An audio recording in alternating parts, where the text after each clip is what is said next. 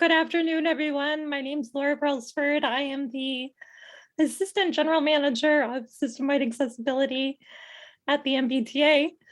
I will be your virtual host this afternoon, and I'm thrilled to see that we have so many folks joining us today. Before we get started, I just wanted to cover a few Zoom logistics, particularly related to some accessibility features. The first thing is we would ask you all a favor, and that is if you are not presenting, to please keep your cameras off and your microphones muted until we move into the question and answer portion of the meeting. This will allow those folks who are presenting to remain on the screen and in view. All right, next slide. Next slide. All right, for those who would like to view our sign language interpreters at all times, first, you want to just make sure that you are in gallery view, which will be your default setting. Gallery mode is going to show all the presenters on the screen together so that you can be ensured you'll see the interpreter at all times. When presentations are on the screen as they are now, the view is going to change. Your screen will primarily display the slides. Often the default setting will only show the speaker, not necessarily our ASL interpreters. To change this, there's a black bar at the top of the video feeds with 4 different icons. Select the first icon from the right, and that will allow you to keep the interpreter on the screen. If you would prefer to see only the interpreter and not the presenter, you can always pin the interpreter at any point. Next slide. We are very grateful that we have CART available this afternoon for this meeting. By default, subtitles should be appearing at the bottom of your screen. If you're not seeing those, you can click on the live transcript option at the bottom of your screen. If you would prefer to view a full transcript rather than subtitles, or if you are calling on the phone, you can visit the link found in the Zoom instructions on the events page. And it will link you to transcript style of the captioning. We're gonna put that in the chat option as well. All right, next slide. And finally, if at any point during the meeting you have any technical questions and need some support, we do have someone on hand to help with those. Please just reach out to us in the chat and we'll do our best to troubleshoot. All right, with that, I'm just gonna quickly walk through our agenda today because it is very full. Next slide, Glenda. We're gonna start from hearing two updates, both from our general manager as well as the independent monitor of the settlement agreement. I then will be introducing 3 different presentations from some of my colleagues today. We're then going to hear a statement from the plaintiffs group, as well as a statement from our riders transportation access group. And finally, we should have a lot of time at the end for questions, answers, and discussion. All right, Glenda, you can take down the slides.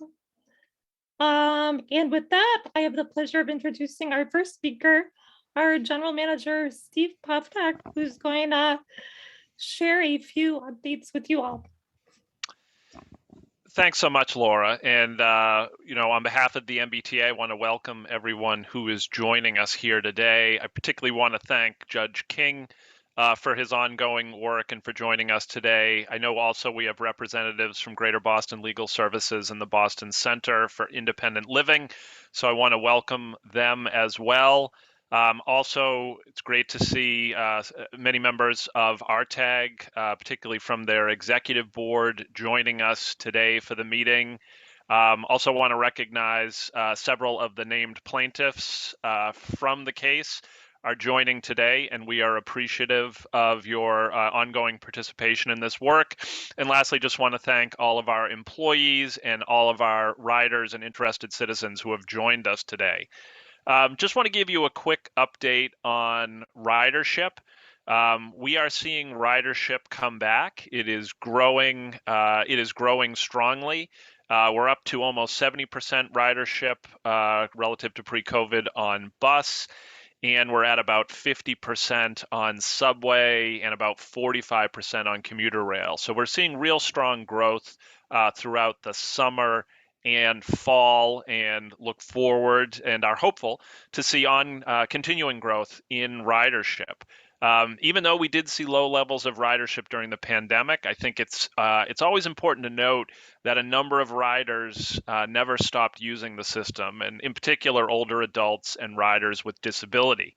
For instance, last July, there were over 400,000 trips taken by customers using a senior or a TAP Charlie card. Ridership among this population, older adults and riders with disabilities, dropped less than general ridership. And this month, compared to, I talked about last July, 410,000 trips using a senior or a TAP Charlie card. This October, we had 1.8 million trips from folks using that fare media. So really strong growth in ridership. But I always think it's important to note that we had seniors and riders with disabilities riding the system throughout the pandemic. I know that this particular meeting is focused on an update about the fixed route system, but I do want to take just a moment to acknowledge that riders who have been relying on the ride have experienced unreliable service throughout the past year due to some performance issues with the scheduling software that we had installed. As a result, we have transitioned back to the software previously in place. We have ceased using that software, and we have seen an uptick in service reliability. We know we have continued work to do to optimize that system, and we have continued work to do to rebuild some trust with our customers who use the ride. I want to thank the many riders who shared their concerns, and in particular the work that RTAG has put into partnering with us to allow us to make this transition. And I just want to restate our commitment to ongoing collaboration. Part of this is an update, so I do want to talk about some of the recent developments. In particular, November was a really big month for station accessibility. We were pleased to open 2 consolidated stations that are fully accessible on the B branch of the Green Line. This replaces 4 inaccessible stations. We have opened to the public, but not in the ceremonial way. But we will be doing that next week. A new fully accessible Chelsea commuter rail station. One of the things that we continue to work on, and this has been a recurring theme in all my time at the T, is elevator cleanliness. We have been working on coming up with a holistic approach. We have put a new performance-based station maintenance contract in place, which allows us to do a significant increase in elevator checks by our station staff. Also allows us to identify those elevators that are problem issues. In many of our elevators, we've been able to replace the flooring. In the past, we've had flooring with joints in it that then allowed liquids to get absorbed into the subfloor. We now have elevator flooring that is a single piece, which allows us to clean up liquids much faster. And we're also going to be piloting what is a urine detection sensor at a few select elevators. And we hope that this is making a difference. We do want to hear from you when we have issues with the elevator. So please continue to contact us when you identify issues, and we will deploy cleaning staff as quickly as we can. Looking forward, we're going to be in the process of addressing accessibility issues at over 20 Green Line stations and stops over the next few years with a number of projects in both the design and construction phase. We're also in the process of selecting a manufacturer for the next generation of Green Line trolley. We'll also be putting more red and orange line cars in service in the current months. As you know, we had to pull those cars from service for a period of time. Our vehicle engineering team has done a thorough assessment of what caused it. We've addressed the root cause. Right now, we are getting typically 2 to 3 new orange line cars in service on any given day. We look forward in the coming months to deploying more of those cars. The last thing I want to touch on is some work that we're doing internally on our policy about conducting outreach for events and service changes. I think one of the things we've learned is that various electronic distribution channels are a wonderful complement to some more of the sort of hands-on physical posters, but they're not a replacement.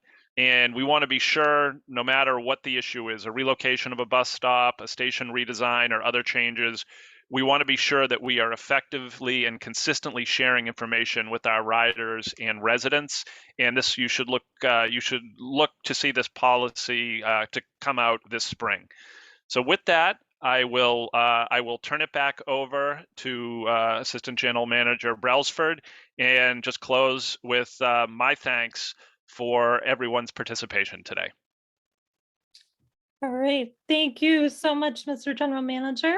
I see we have one hand raised. We are going to be having plenty of time at the end of our meeting here for feedback. So if folks would please hold their comments and questions until that point, that would be great. I'm now going to I'd like to introduce the independent monitor of our settlement, Judge Patrick King, who will be discussing his perspective on the MBTA's path towards compliance with the agreement. Judge? Yes, thank you, Laura. Good afternoon and welcome to this public meeting. For those of you who have not attended one of these public meetings before, let me explain my role in the purpose of the meetings. As part of the 2006 settlement agreement of the class action under the ADA, I was appointed in 2007 by the Federal District Court as the independent monitor to oversee compliance with the settlement agreement. The settlement agreement provides for these public meetings twice a year. Excuse me.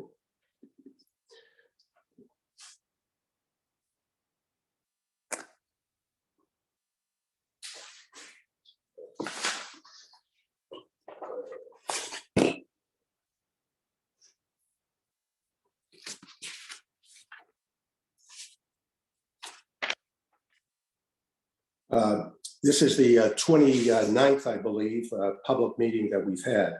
The primary purpose of the meeting is to obtain feedback from the public concerning how well the T is doing with regard to access.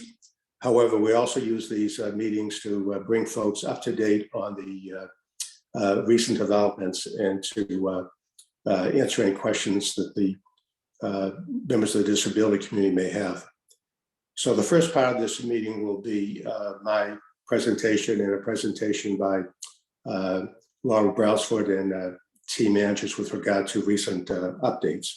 The second hour of the meeting will be to obtain community feedback concerning how well the T is doing.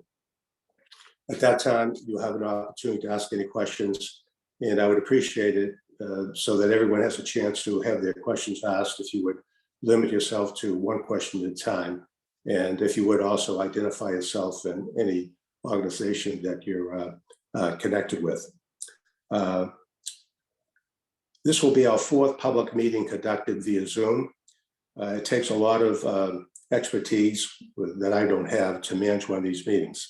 I would like to thank Jessica Podesta from BCIL and T employees Jennifer Ross, Catherine Quigley, Glenda Campbell, and Michaela Comas, whose technical skills in navigating Zoom makes this meeting possible. The success that has been achieved over the past 15 years would not have been possible without the active involvement of attorneys Tara Doucette and Dan Manning from GBLS, from BCIL Executive Director Bill Henning, and I would like to mention the following named plaintiffs who have devoted a tremendous amount of time, often on a weekly basis over the past 15 years. Joanne Daniels-Finegold, Reggie Clark, Nick Cepeda, Tom Gilbert, and Andy Foreman. In addition to their own work, the plaintiffs have also been instrumental in recruiting members of the disability community to participate with the T in a number of different ways. One example of this would be James White, who has devoted countless hours assisting in T training and providing valuable advice in many areas, including the design of buses and subway cars.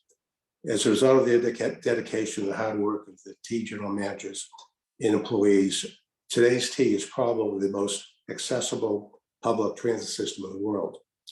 The improvements in service that we've seen as a result of the settlement agreement has benefited all T riders, not just members of the disability community.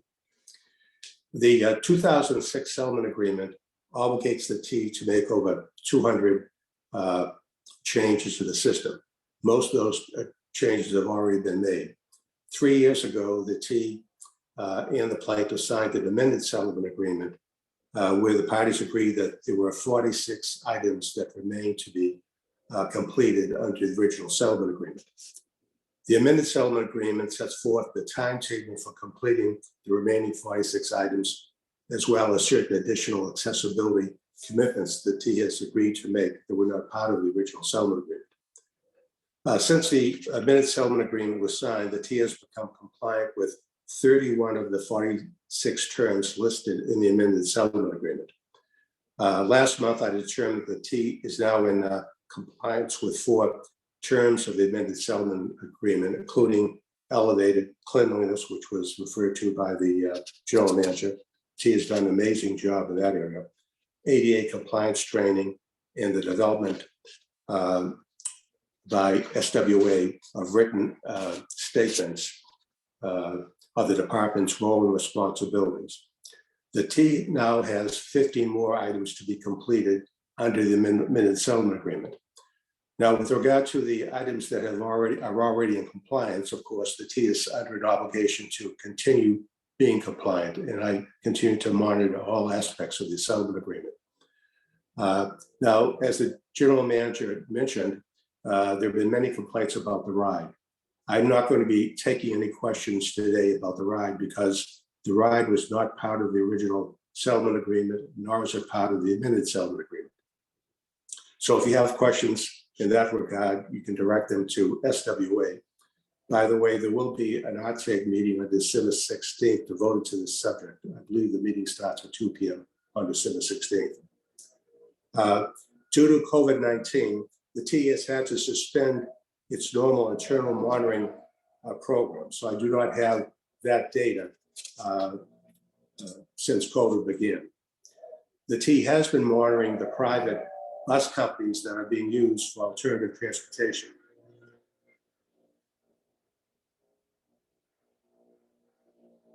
I'm pausing as some machinery passes by my window outside. Now, with all the construction that takes place at the T, there has been an increased need for alternative transportation between stations.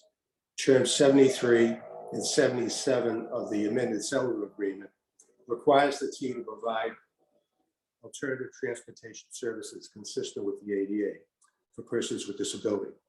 The T lacks sufficient buses to provide the service and often relies on private contractors. While the MBTA has done an excellent job in organizing alternative transportation when needed and providing private vendors with an excellent curriculum for ADA training, the private vendors have not always done a satisfactory job in training drivers and ensuring their compliance with the ADA. Plaintiffs consistently have conveyed to me and to SWA their dissatisfaction with the performance of private vendors' failure to comply with the ADA, including, among other things, lack of stop announcements, failure to pull to the curb, failing to properly secure wheeled mobility devices, inability to use lifts, refusing to allow passengers using walkers and rollators to use the bus lifts. The internal monitoring program conducted by the MBTA has documented these failures to comply with the ADA. As a result, I found that the T is not in compliance with terms 73 and 77 of the amended settlement agreement, to the extent that some of the drivers employed by private vendors are not doing a satisfactory job in complying with the ADA. Drivers employed by Yankee Line usually perform well in complying with the ADA requirements, while drivers employed by Academy Bus often perform poorly. If one private vendor can provide quality service, there's no reason the other private vendors cannot do likewise. If the private vendors are unable to provide their employees with adequate ADA training and supervision, then they should be required to outsource the training and perhaps the supervision to someone who can. The T provides me with, in the plaintiffs, with periodic reports concerning accessibility-related complaints reported by passengers to the 222-3200 number. These reports show that the number of accessibility-related complaints continue to drop, even while ridership has picked up over the course of COVID. All the complaints where sufficient information was provided to investigate resulted in a prompt investigation and the imposition of discipline, including suspensions in appropriate cases. If you experience an accessibility-related problem with the T, please report it by calling the 617-222-3200 number. Be sure to provide the operator with sufficient information. By that I mean, for example, the date and time of day, the bus route, employee number, bus number. There are now cameras throughout the system, so that if you provide sufficient information about a complaint, the T is able to follow up and investigate the complaint by watching the videos. As a result, we no longer have to deal with the he said, she said situation, where the driver says one thing and the passenger says something different, and there's no way of verifying who is telling the truth. With cameras nearly everywhere now, that is no longer a problem. Now, I have received complaints about the call center, that is whether they are collecting sufficient information so that a proper investigation can be done. And I brought that this is SWA is aware of this, and this is something that they're in the process of investigating. Now, for a report concerning the current status of the T's accessibility initiative, you will find a detailed 23-page report on SWA's website. That's mbta.com/SWA-initiatives.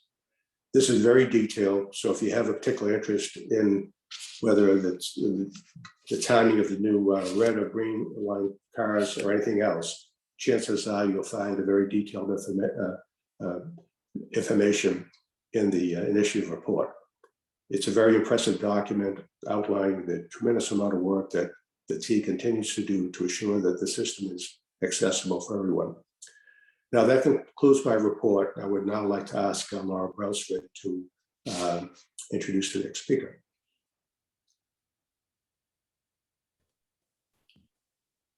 Judge, thank you very much for that.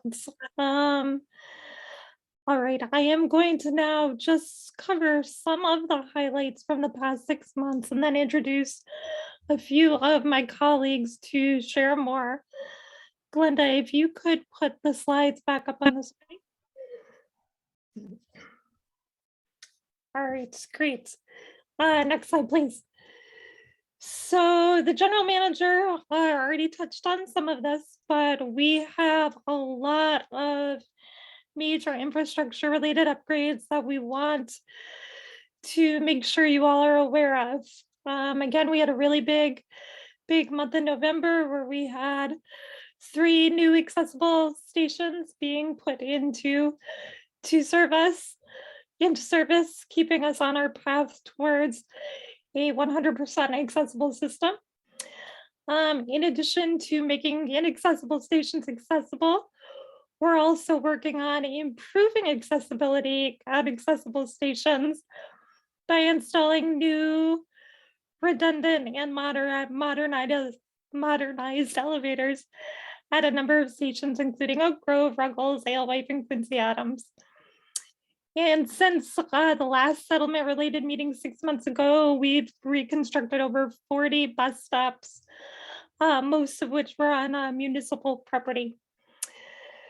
Coming up, we've got 20 Green Line stations and stops under either design or construction, 9 commuter rail stations, as well as 45, a little over 45 elevators, and 100 bus stops, either in design or construction. You can see on the right side of the screen there a beautiful shot of the new Chelsea platform in the evening. Next slide.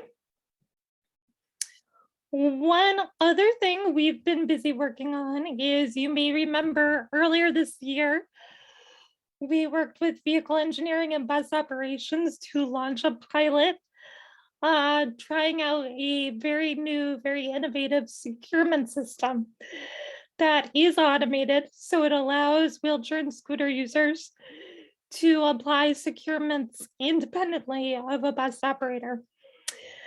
This system was installed on 10 of our new buses that went into service on the Route 111 in January.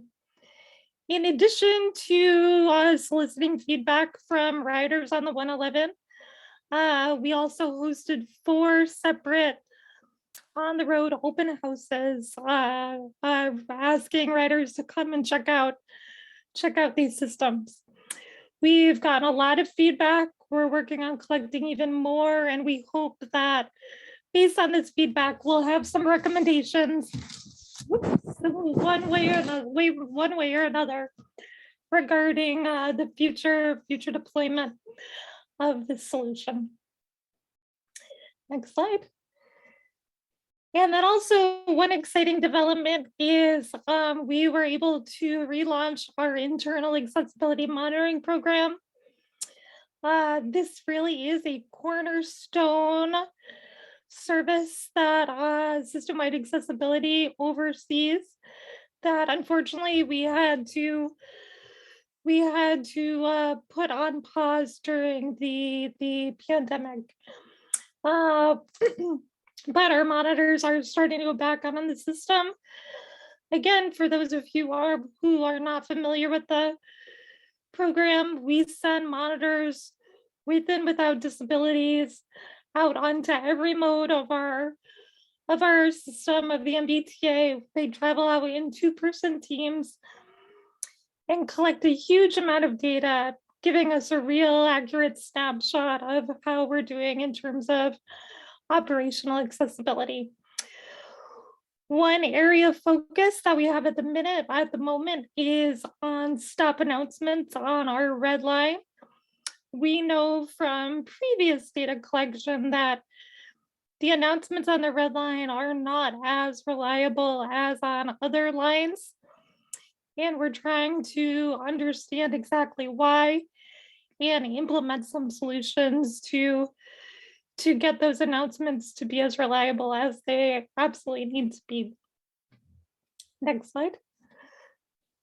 And just finally, before I turn things over, wanted to let everybody know, if you are interested in learning more or getting more involved, there's a number of ways to do that.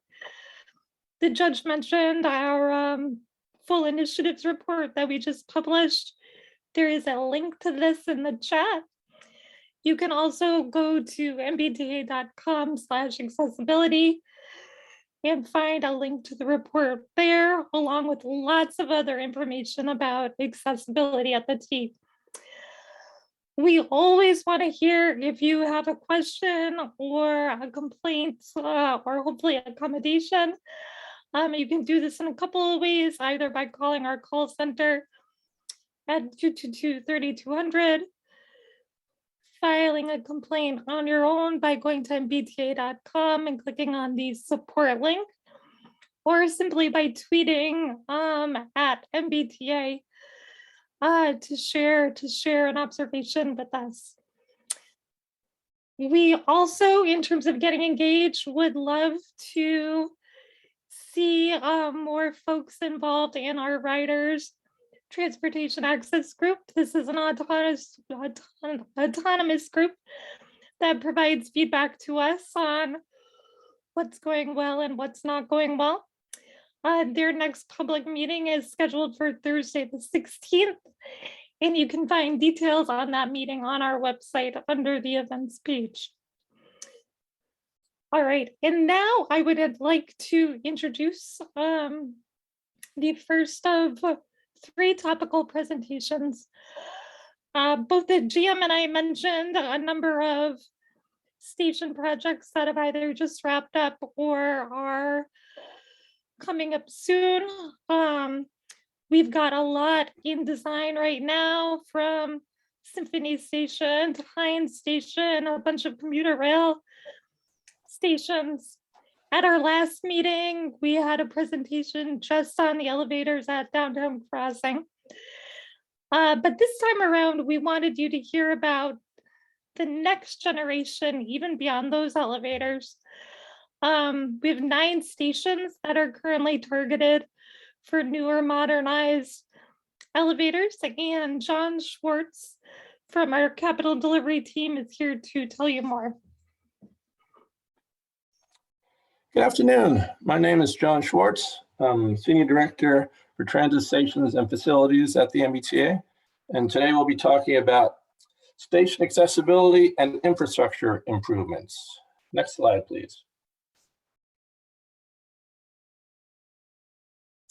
All right, the stations that we'll be talking about today are Mass Ave and Jackson Square, Arlington North Station and Sullivans Station, Broadway and Davis Square, and Chinatown and State Street. So these are 4 different contracts with 4 different designers.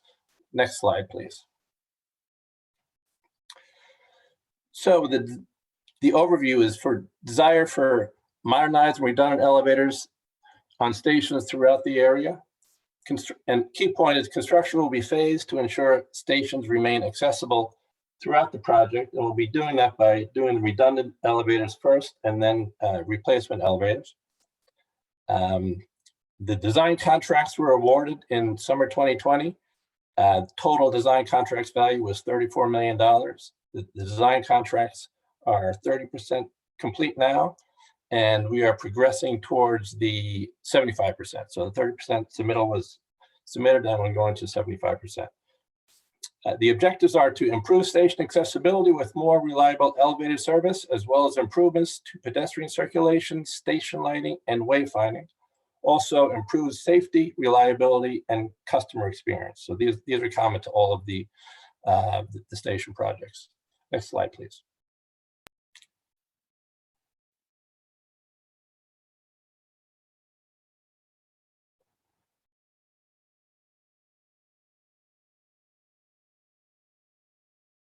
Oops.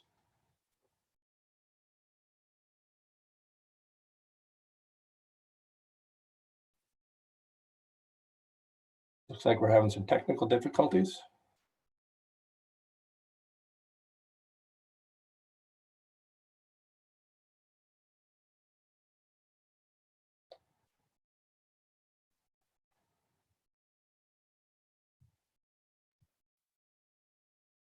There we are. We're back.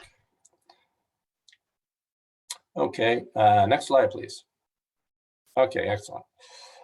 All right, this slide shows a map of the service area where the stations are located, and it also lists the stations and tells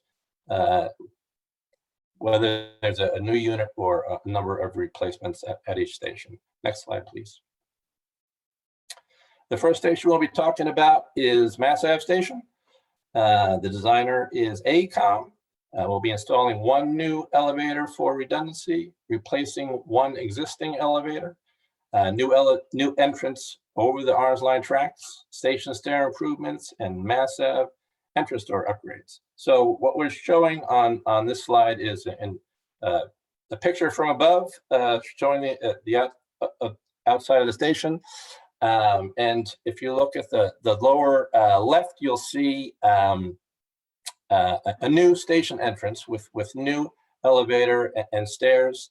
That's at the Gainsborough Street side. So this is a brand new station entrance, fully accessible, that will be included in this project. And then if you look at the Mass Ave side, you'll see the existing elevator, which will be replaced as well as part of this project. Next slide, please.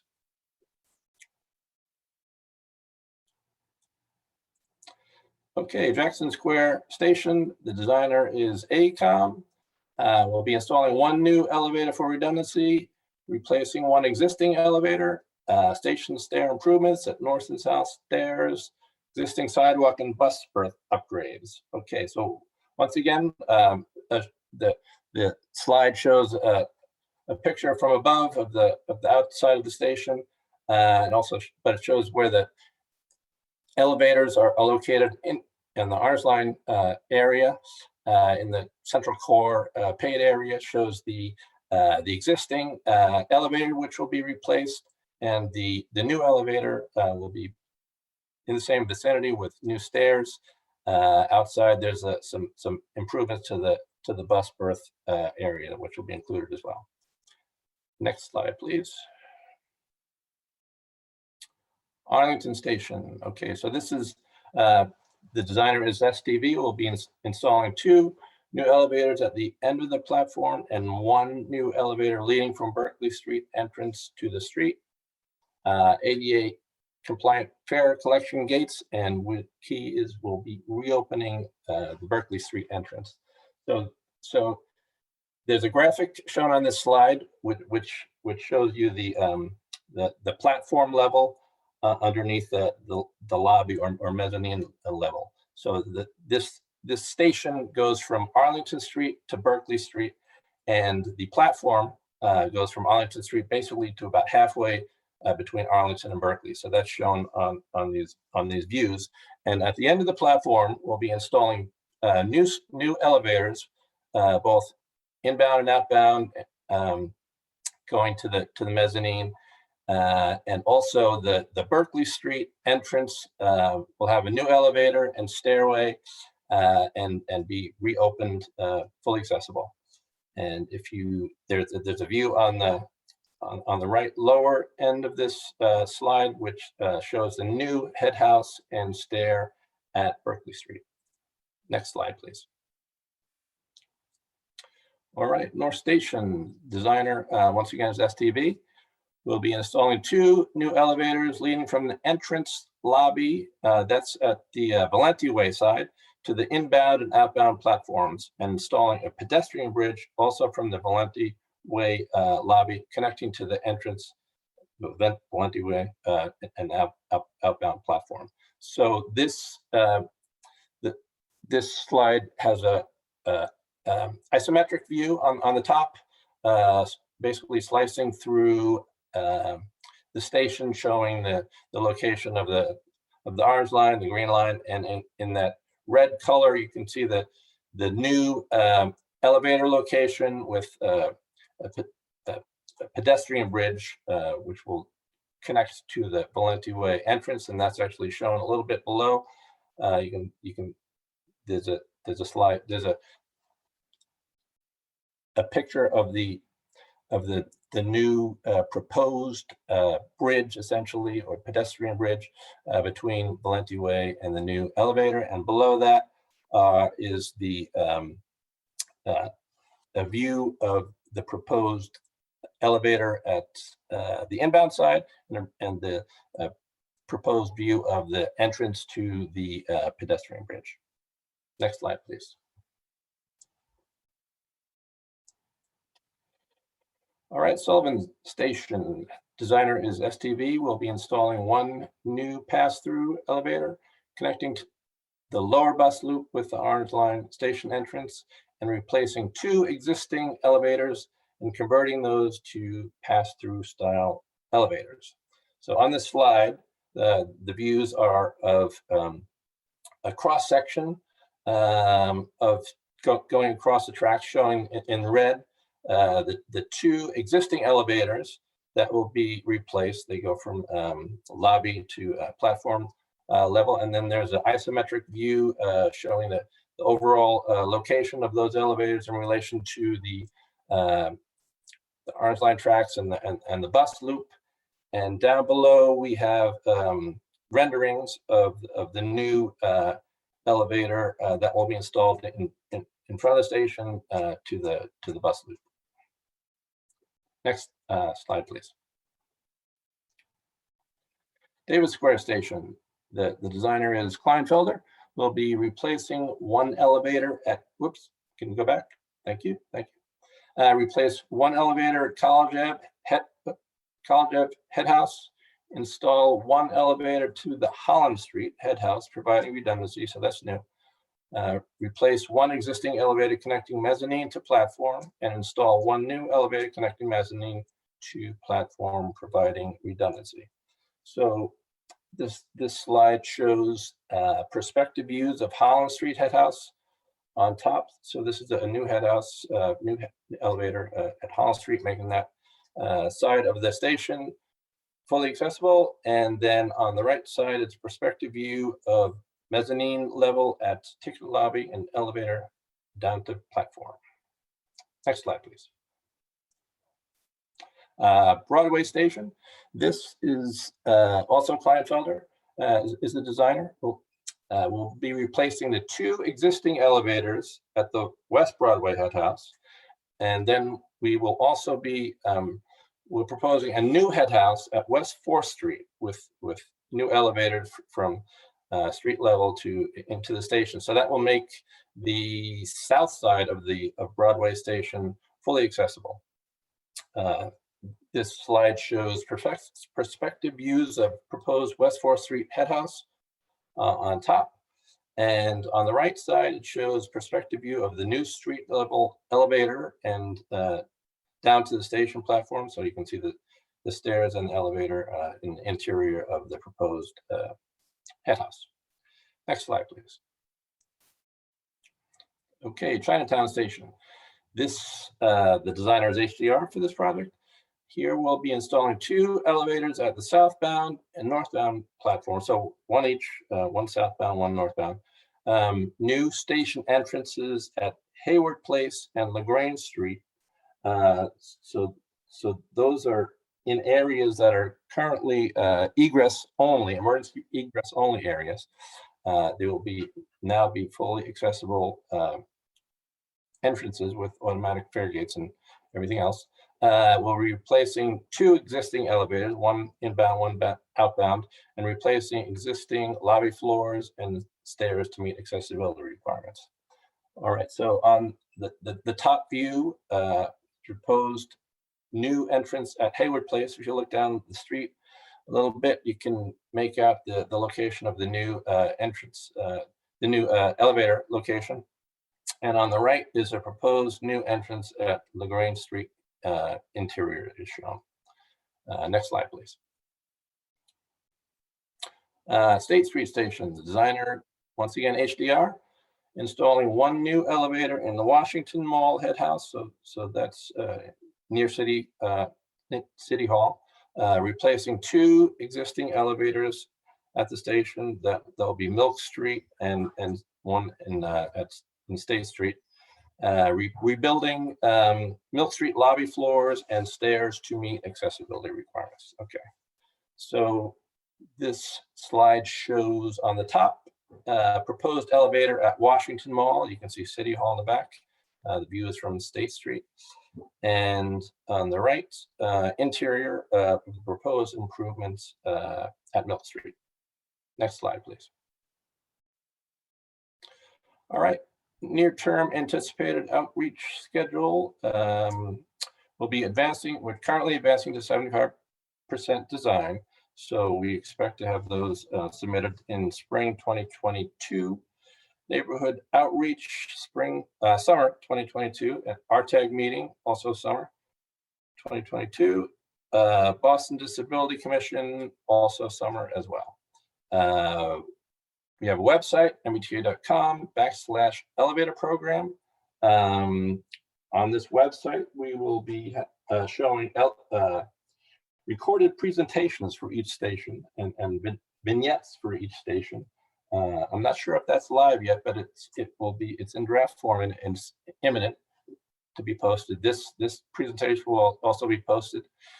And we have a project email, elevatorprogram@mbta.com. And that concludes today's presentation. Thank you very much. John, thank you so much. That is a lot going on. I happened to see a comment in the chat while you're presenting that spoke to the concern about the length of the ramp at Sullivan down to the busway being too long. And I hope you all were able to see that one of these projects at Sullivan aims to address just that issue. All right, Glenda, next slide. I am very excited to introduce you to our next presenter. Ashia Isidore is the Assistant General Manager for the TEAS Operation Control Center and oversees the operations training schools. Training schools are one group that my team and I in system-wide accessibility get to work with very closely. They are always working behind the scenes to make sure frontline staff are equipped with all of the knowledge they need to provide great accessible service. And she's going to tell us a little bit more about that and some very cool stuff they have going on. Ashia? Thank you, Laura. So thank you, everyone. I'd just like to give, I will not be before you long. I'd like to give a brief overview of the training departments and some of the primary functions and projects that we have partnered with system-wide accessibility on, as well as some of the upcoming projects that we will be launching soon. Next slide, please.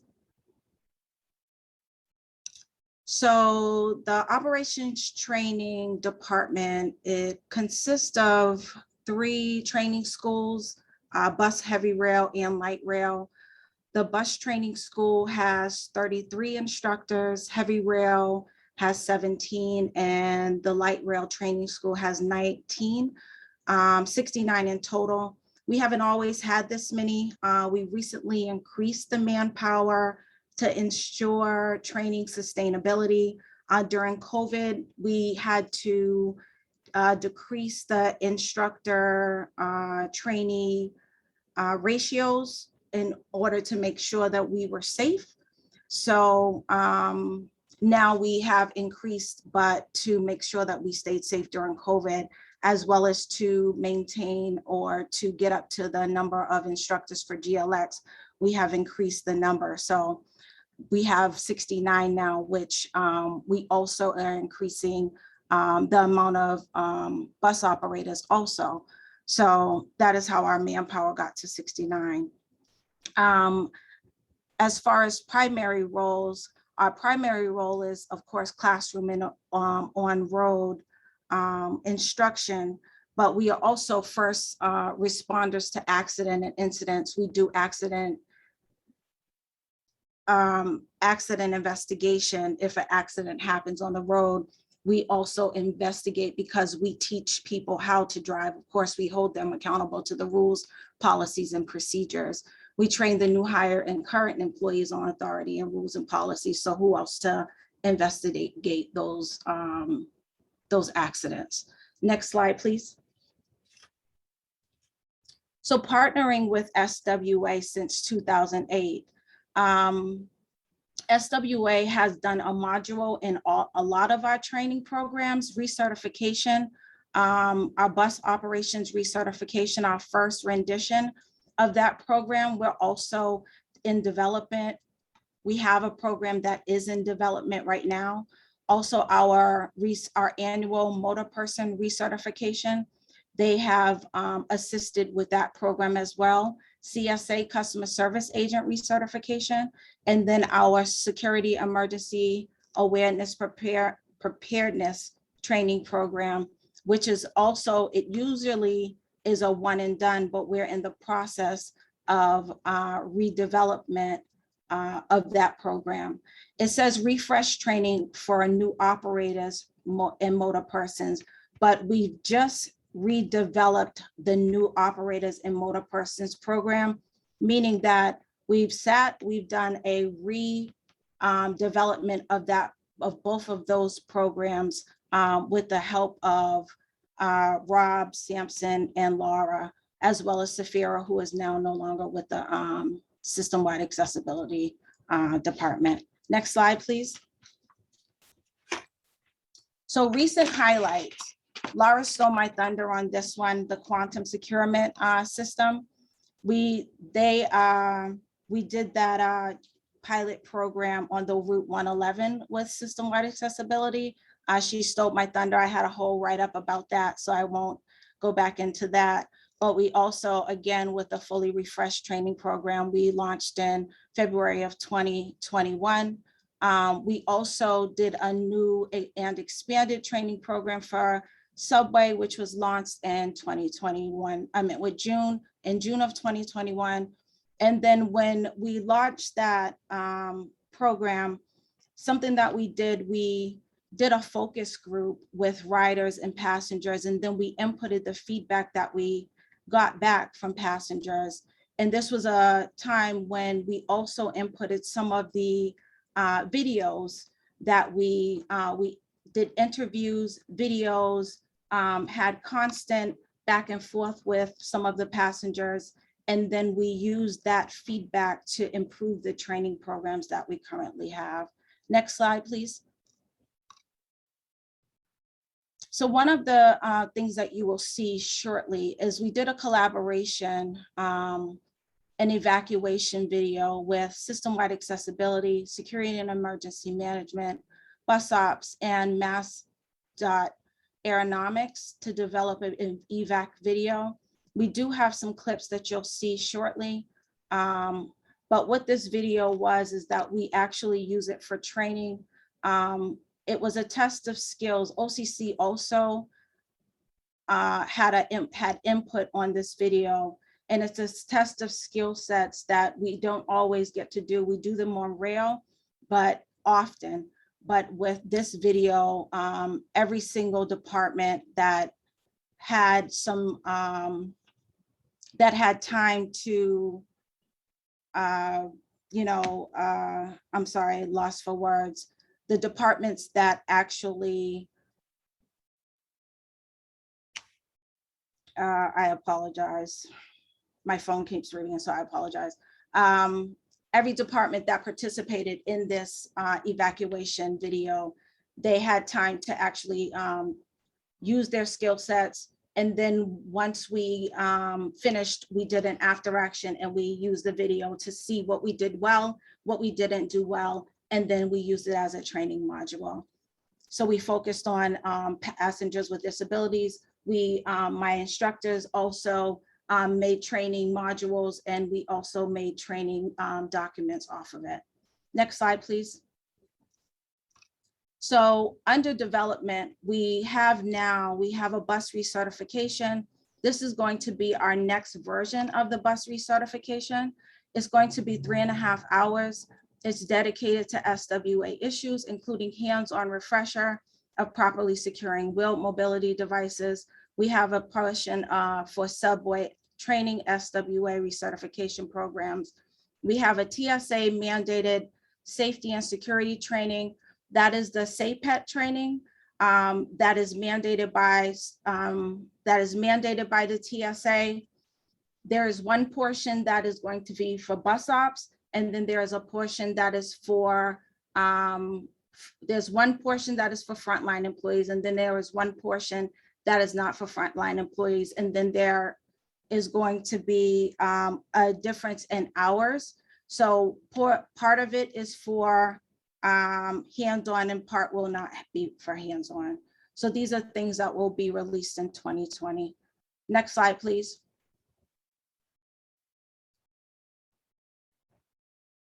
This is. When a customer asks for assistance, you should always follow up by asking the customer what type of assistance is needed. How can I Then assist? ask the customer to explain how to properly provide that assistance to them. Again, be sure to avoid making assumptions about the particular needs of any customer. Always listen to what the customer tells you about the type and manner of assistance required. It will be crucial that you recruit customers to help you in the evacuation of other customers who need assistance.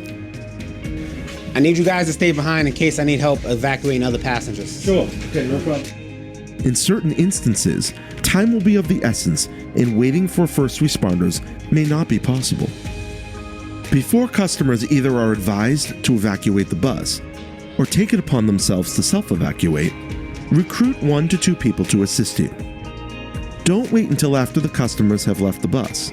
Otherwise, if you find there's a customer who requires assistance from more than one person, that customer's evacuation will be delayed. Of course, normally during the course of business, you would never ask a customer to assist you with a task.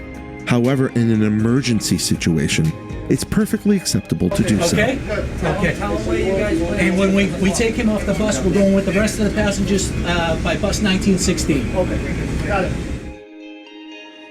Although some customers may require assistance to safely evacuate the vehicle, you must do your best to ensure that they are able to evacuate at the same time as other customers, and that they are not being bypassed simply because they have a disability and/or need assistance. It is critical to do your part so that no one is left behind in an emergency.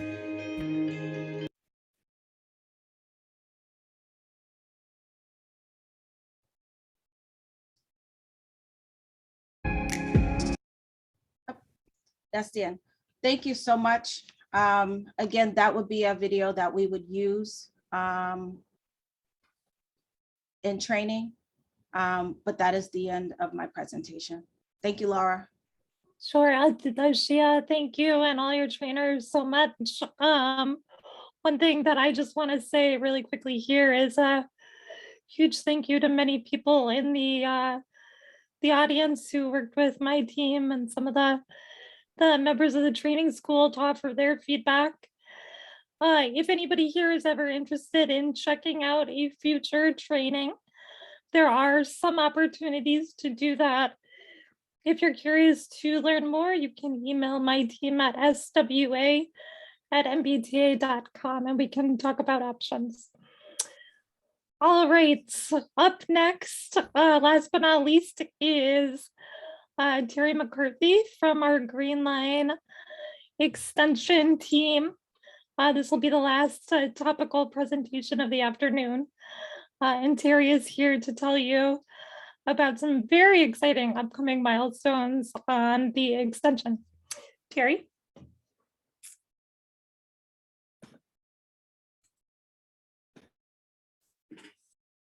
Can everyone see my screen?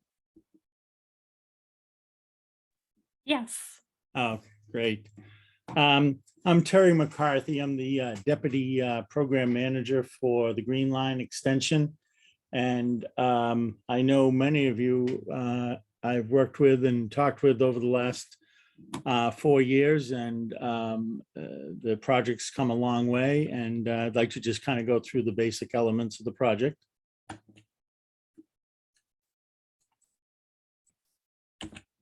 So just going to give a quick project history and overview, and then review some of the upcoming stations that will be opening in March 2022 for revenue service.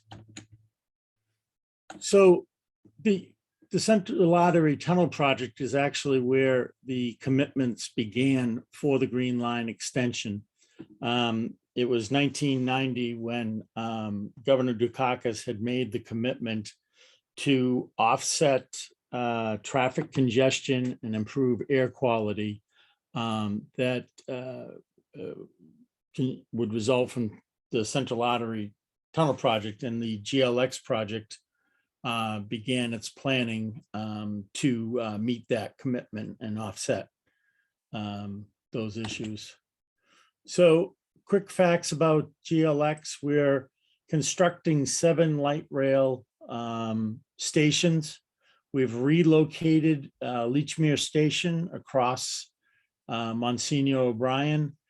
We have one station in Union Square in Somerville, and that's on its own separate branch. And then we have 5 stations on our Medford branch through Somerville and the city of Medford. The project is funded by a full funding grant agreement with FTA, and they have partnered with us all through the process. The project includes a multi-use community path, and as part of the project, by increasing the system by 4.7 miles, we needed to purchase 24 new light rail vehicles. The number 9 car is now in service on the Green Line, and will much better serving of the ridership. I have a video of some of the bridge plate improvements that have occurred. And then we constructed a vehicle maintenance facility. This was an important part for operating the Green Line extension system. By rail, the Riverside facility is 14 miles away, and that's a long way to take a vehicle to be repaired. And the program budget is $2.3 billion. So the goal of the project is improving local and regional air quality and reducing traffic congestion. One of the important factoids in the city of Somerville, the population is within 20% of the population is within walking distance to a transit facility between the red and orange line. Once GLX is completed, 80% of the residents of Somerville will be able to walk to a transit facility. One thing to keep in mind with the Green Line extension project, all the stations were built with no parking, no available parking for vehicles. As part of the commitment to reduce congestion, all these stations were designed to solely support a pedestrian and bicyclist population. And there's extensive bicycle cages at every station, and that's how the commitments are being met. And as for economic benefits, every station has large TOD, transit-oriented development projects connected to them. I believe the Union Square development, when done in a few years, will be close to a $4 billion development. And GLX was a key to making that project a success. Just quick history, as many of you know, we had began GLX in the early 2010, 11, and that project, which we refer to as episode 1, was halted in 2015 because costs were approaching $3 billion, and that was something that we could not afford to do. And a reprocurement was done, and we chose to go with a design build procurement. And in December of 2017, the contractor received a notice to proceed. And just a quick map of the area. You can see the orange line running towards Assembly Square, and the red line running out to Harvard, Alewife, Davis Square, and GLX is right in the middle, approximately between them.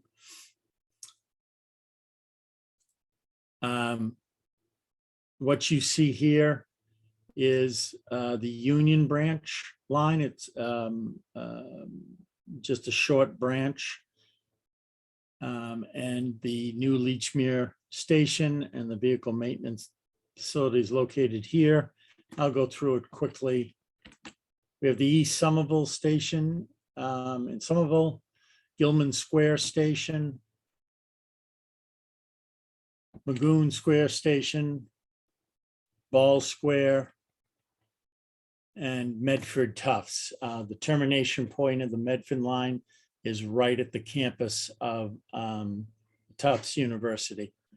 And you can see coming on board, this yellow line you see is the community path that's being installed.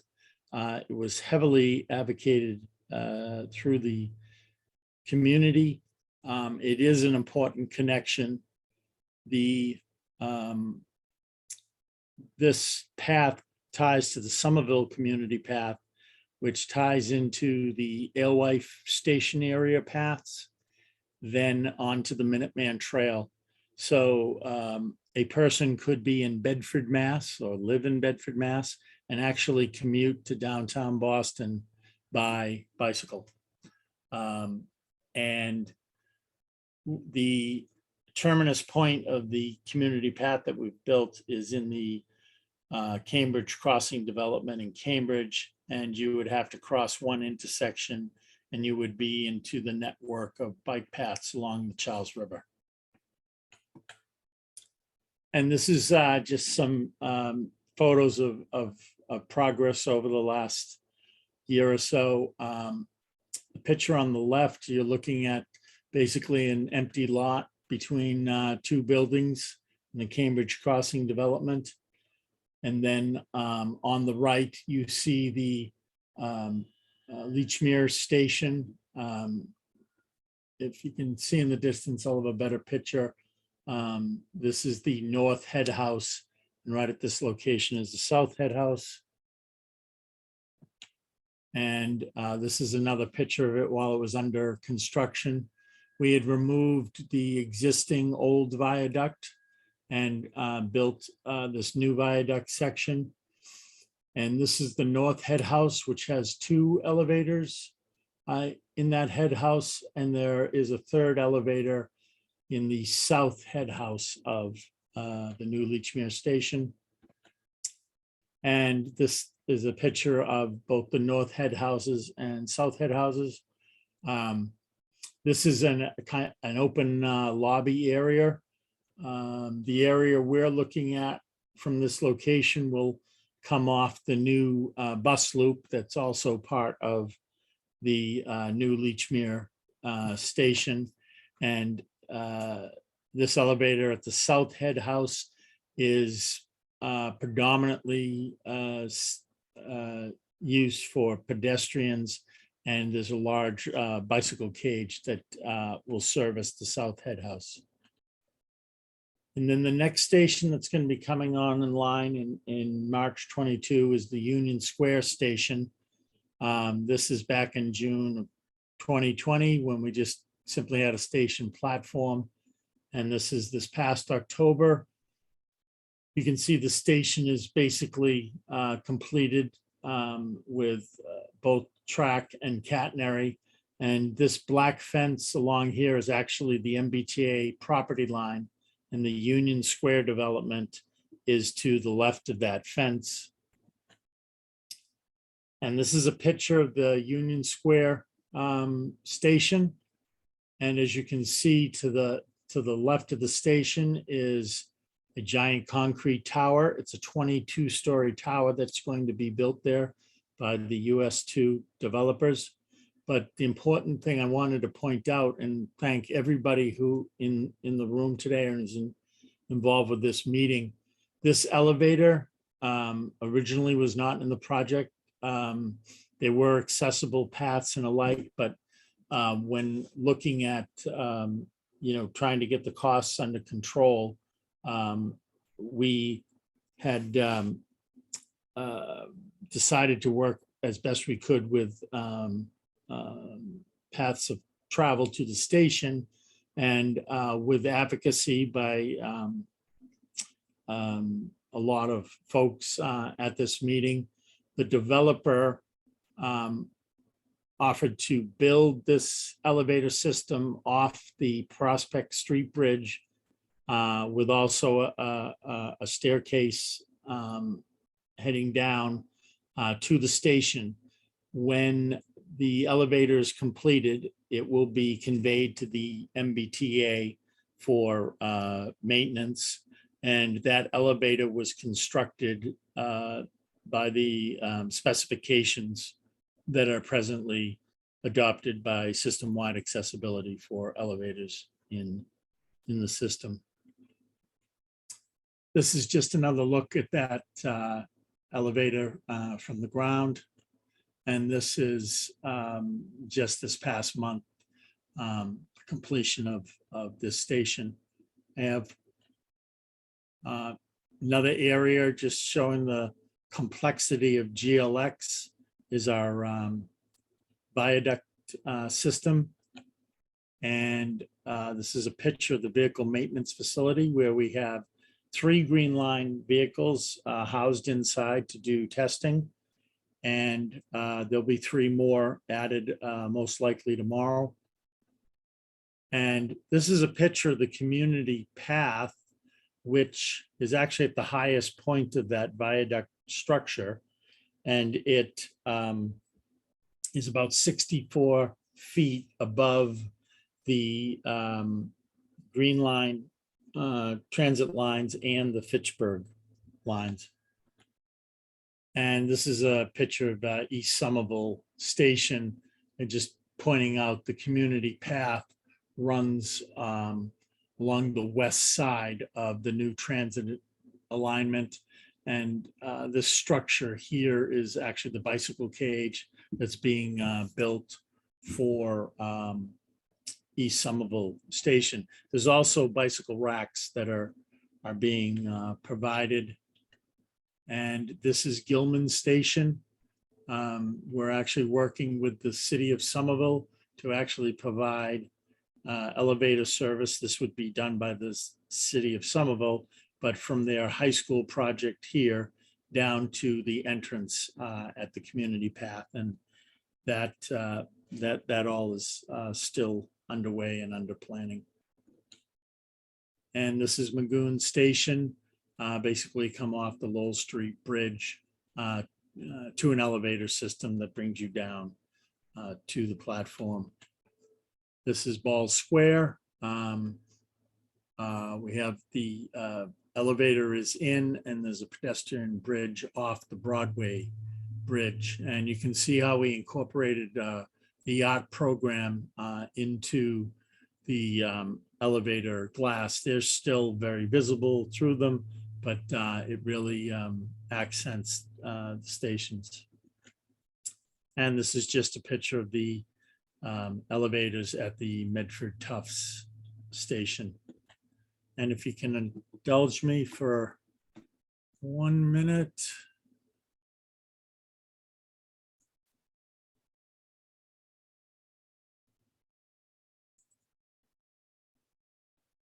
Can you see that video?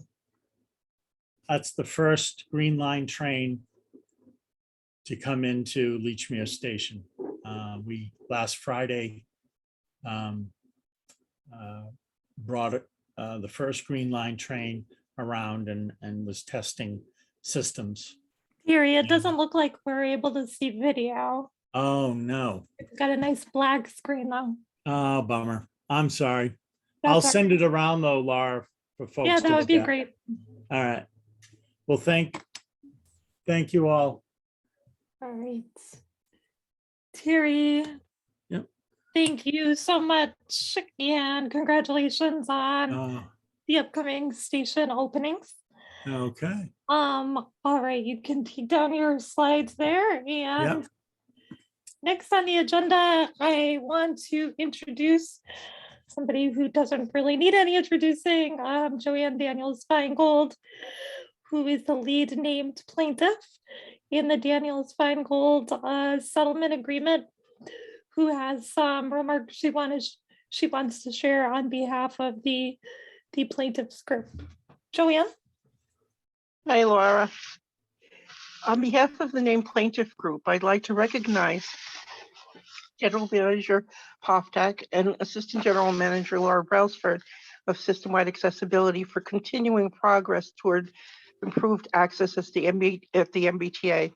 In spite of the barriers that were raised by the COVID pandemic, projects in process have continued to move forward.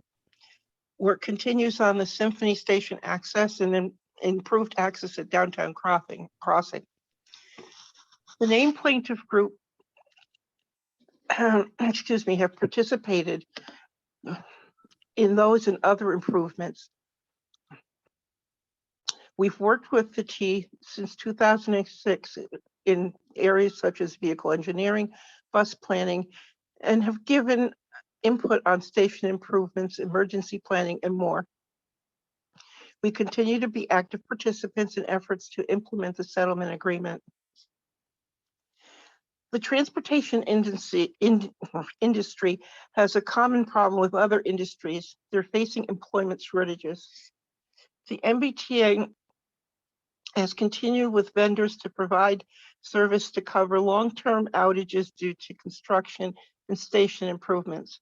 Unfortunately, the drivers employed by the vendors do not always meet the standards of the MBTA regarding access. The plaintiff group has discussed this problem with the T, and and feel that if the vendors don't train their drivers to the T standards and they violate their contracts with the T, they should be sanctioned. There should be sanctions imposed. The MBTA faces driver shortages in their own ranks. To this end, the decision has been made to make schedule changes that will start this winter. There'll be a virtual public meeting via Zoom this evening at 6 p.m. for the public to hear a presentation from bus planning and to provide input. I'm sorry to say that the plaintiffs group didn't have advance notice of the decision or of the meeting. Information was tweeted out this morning. I personally learned of the meeting on WBZ TV this morning about 6:30. This doesn't give the public adequate notice of a meeting. For those of us who are transit dependent, this is critical. There have been a number of bus stop locations, for example, that have been moved with no notice at all, not even directions at the old bus stops regarding the new stops. The plaintiffs group has expressed the need for better communication. These are examples of why. We recognize and appreciate the progress that's been made by the MBTA. We acknowledge the importance of the place made for us at the table with engineering, bus operations, bus planning, and many other departments. We've accomplished much, but we have more to do. Thank you.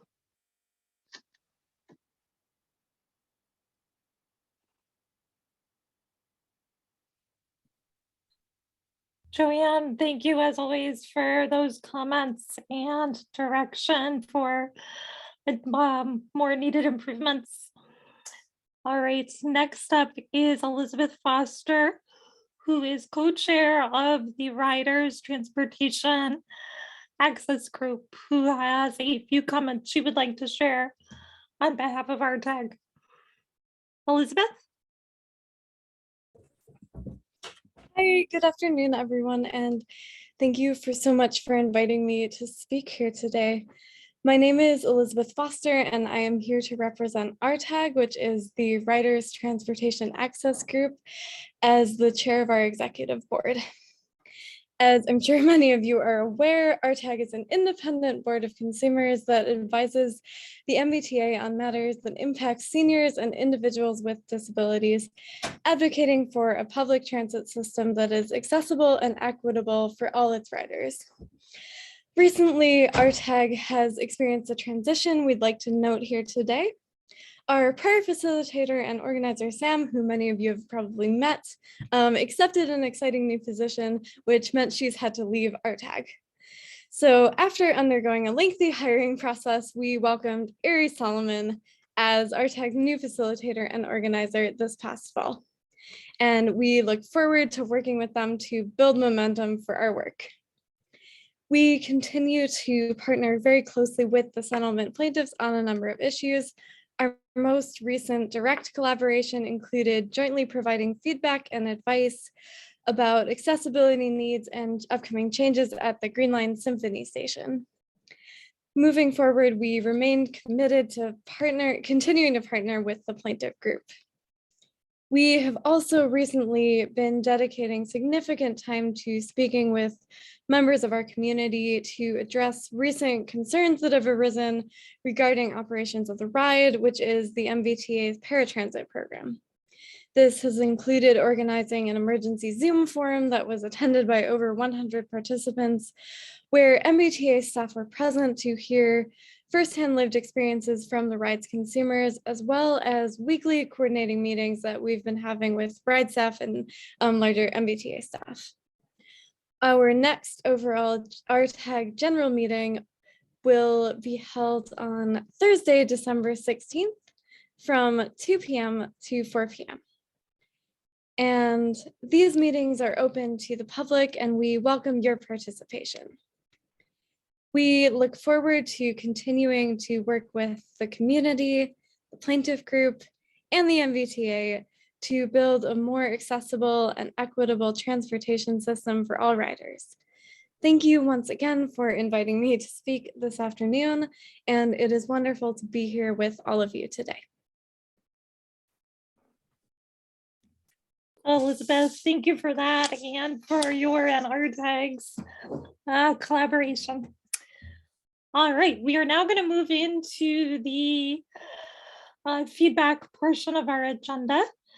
And I just want to cover a few points before doing that. Glenda, if you could put up that last slide. So in order to ask a question or make a comment, we would ask that you raise your virtual hand. There are a few different ways that you can do this. First is you can simply click on the raise hand feature at the bottom of your screen. If you're on a mobile device, the option is also should be there at the bottom of your screen. If you use keyboard commands or hotkeys, you can press the Alt plus the Y key, and that will raise your hands.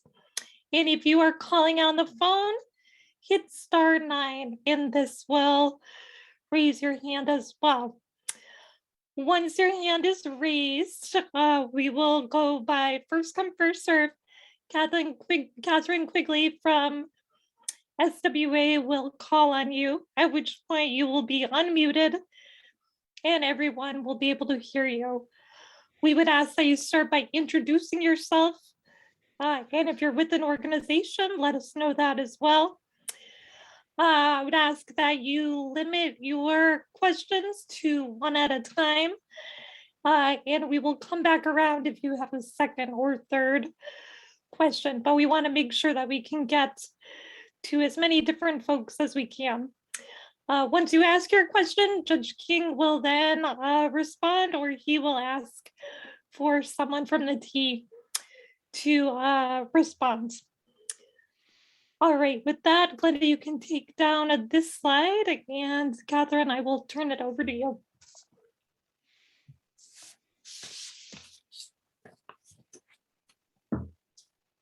All right, Richard L. Hi, good afternoon. My name is Rich Levasseur. I just have a question. Well, first off, I want to give a shout out to the commuter rail conductors. They're doing a fantastic job. Secondly, my question is bridge plate availability at commuter rail stations.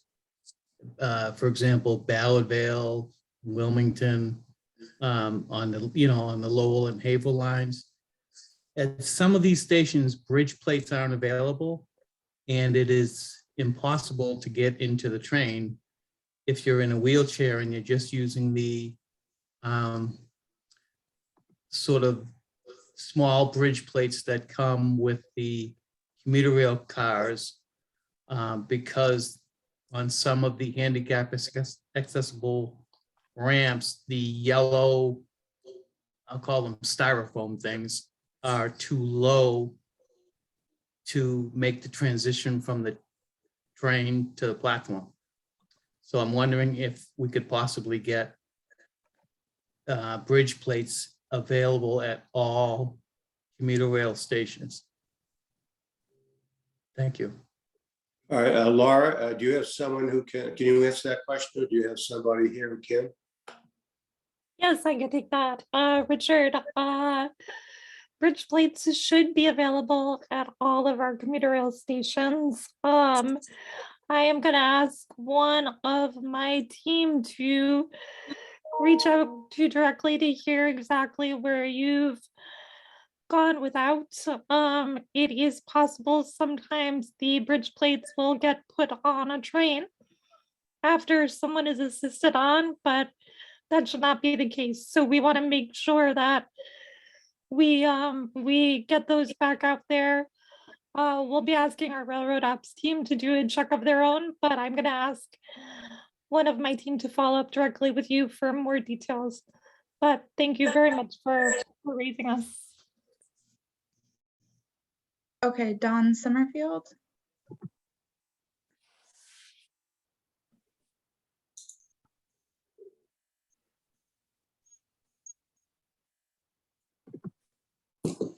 Yes, this question is for Laura. May I ask two questions? Yes, if they're related. They're sort of related, yeah. The first question is, way back when, early on in the pandemic, there was a sign that stated only two persons per elevator, but they were on the elevator, so when the door opened up, people couldn't see that. Often people just piled on. They said, where's the sign? I saw on the door. I would get very sorry. Finally, I spoke with someone within the T. They'd attend to it. Then I was told, file a complaint. Filed a complaint, got a response that, where are these elevators? I said, well, actually, it's not my job to tell you. It's your job to find out. Contact all the station managers. Well, throughout the whole pandemic, those signs were never removed, and there were many elevators without a sign. And I have another question, and this is concerning people at the Charlie Card store asking you to remove your mask. First, about a year ago, went to the general manager, Mr. Popcock, about this. He referred this to you, Laura. You, Laura, referred it to the Charlie Card store. Once again, the last time I was there, they asked not me, but someone else to remove their mask, which they did. So, Laura, Mr. Popcock, you're up on this. Thank you so much. All right, Laura, do you want to try to answer that? Sure, I can. So starting with the elevator signage. So Donald, you're right. At the very beginning, the very height of the pandemic, a number of posters were put up at elevators asking people to limit elevator use to sort of one party at a time. Over the recent months, a number of those original COVID super strict policies have been relaxed. But your point is well taken that the placement of posters is inconsistent now. So we will follow up on that. Definitely. With respect to the Charlie Card store, I know we had you talked with several of us about a year ago about this. Charlie Card store acknowledges that removing your mask while in there is not essential. They may ask riders to do that if it is their first time having a photo taken for their reduced fare card, but otherwise does not need to happen for everyone's safety. I would ask that if you have that issue again, or you've heard from somebody else, that they let us know about that. All right, phone number ending in 441699. asking you to unmute. Good afternoon. Can you hear me? Yep, go ahead. Okay.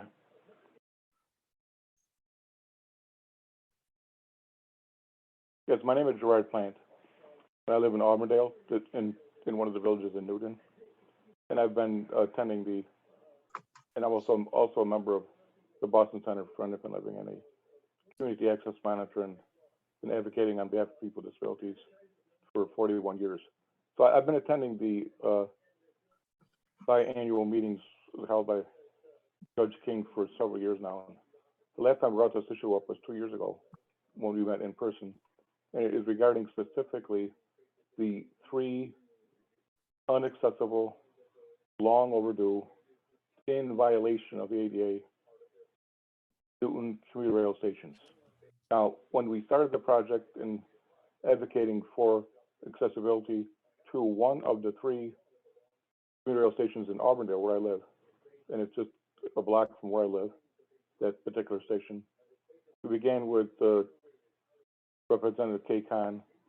We also received $3 million in federal money from outgoing and retiring Congressman Barney Frank. We had 100% design phase completed, and we also had the full funding, $20 million. Now, at a July 25th, 1918 public meeting held by the MBTA, I raised the issue once again before MassDOT and MBTA officials. Representative Kahn was there, along with city councilors and a few members of the Newton Commission on Disability, and many people from the public. Over 200 people participated in the past 18 years in advocating for at least one of the 3 Newton commuter rail stations to become accessible. When Governor Patrick was ready to leave, we were going to break ground for Auburndale to begin the project. It would have been done by now. However, you had a disgruntled group of individuals calling themselves Mass Transit, who never once attended a public meeting held by the MBTA during those 18 years, or let's say approximately 14 years, until the design phase was completed and the full funding was achieved. We never know who they were or the members, and yet they were responsible, along with a handful of city officials, who put the brakes on rebuilding the commuter rail station and coming out of violation of the federal decree of the ADA. So number one, I want to know today, once again, and I brought the issue up in June at the virtual meeting, where is the $20 million? We were told by an official, I don't remember her name, at the July 25th, 28th meeting, before over 125 people at the Newton Free Library, that the money is, quote, in the bank, unquote. And remember now, $3 million comes from the federal government that Congressman Frank gave, who lives in Auburndale, by the way, and it was a big help to us in securing the full funding. And yet we still have people who are unaware. We also know that from a meeting held in October that there's 2 new employees who knew nothing about this situation. So we can, help out there in the history of it, but yet we point fingers at people who have been aware, who have known about this situation for nearly 2 decades of long, hard, tireless work. And the people at the MBTA, to their credit, to cooperate with us, knew their obligations to the federal decree of the ADA and did what they're supposed to do. But once again, and I'm going to end here, at least for today, where is the $20 million? And why, if it's there, why not use it to begin building at least the Auburndale commuter rail station?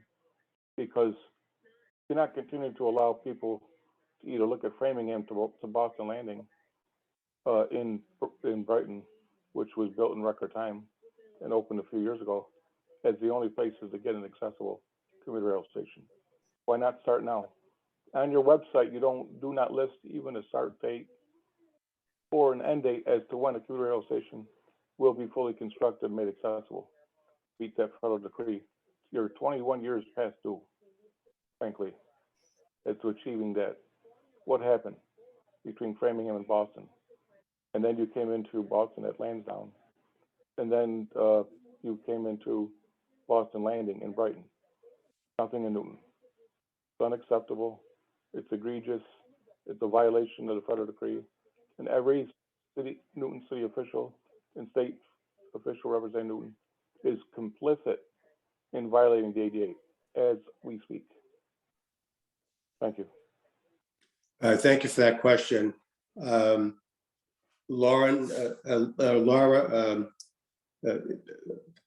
as I recall, all three stations are in, a decision was made to do all three stations and they're in design phase. Is that correct? That is correct. So a decision was made a few years ago that the only way operationally to be successful with these stations was to advance all three as a package. I want to say we completely appreciate and honestly share some of the frustration about the history with these stations, particularly around Auburndale, which had to change direction pretty drastically at the last minute. The good news is that the designs are advancing. We recently provided feedback on the 30% design. It is moving forward quickly for 2 full high-level platforms on either side of the tracks to allow for full accessibility, but also full operational flexibility. And we are working hard to try to identify construction funding that is not yet secured, but coming up in our capital cycle funding, this will be very much a subject of a lot of attention.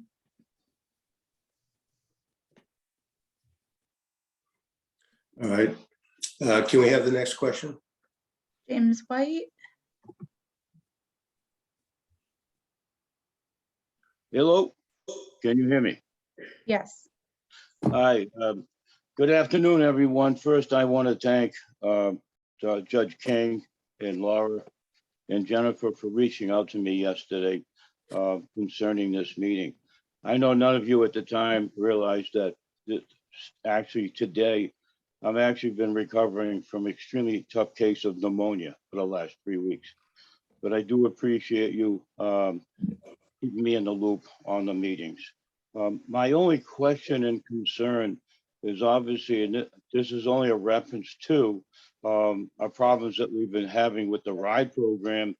Many of the disability community may or already are going to switch over using fixed route services. And since the Federal Transit Authority extended the mandatory mask use until March, what can we do? I have some serious concerns that we can't get full compliance with people using masks, especially in the trains. And what, if anything, can we do? I know it's extremely difficult, especially for the buses. They end up getting into a confrontation, which has turned violent at times.